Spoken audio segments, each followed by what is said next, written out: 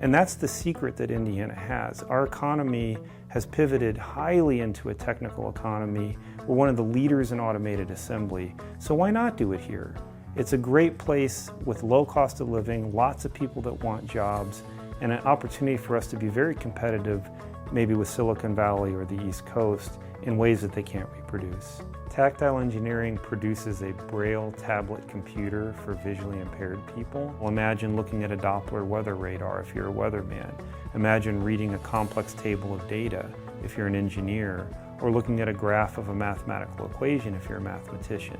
We take these things for granted with vision because we can just see and visualize immediately.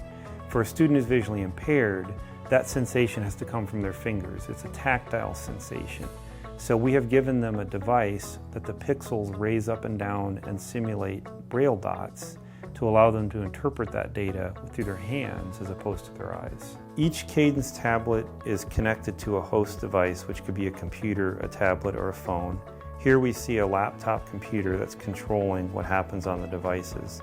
The devices can connect by Bluetooth to not only the host device, but to each other. So we can do all of the standard academic things, but then on top of that, we have the ability to do things like show animations and show or have games that actually are dynamic and moving and allow students to interact with each other just like two-sighted students would on a regular basis. The idea of being able to show an elementary student the animation that we showed earlier of the phases of the moon is, that's life-changing to be able to have a way to do that.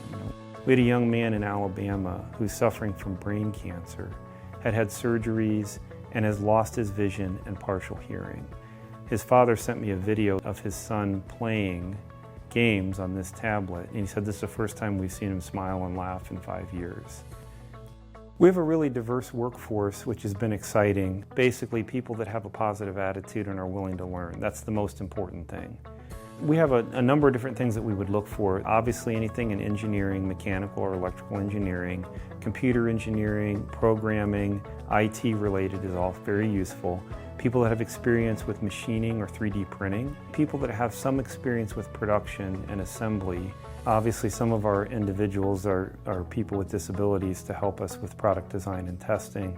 But in addition to that, we have world-class universities in Indiana, so students from Purdue and IU and some of the other universities around the state who have learned engineering and technical skills are excited to work in a factory like this because it gives them an opportunity to really build some great skill sets and some career experience while doing this tremendous social good.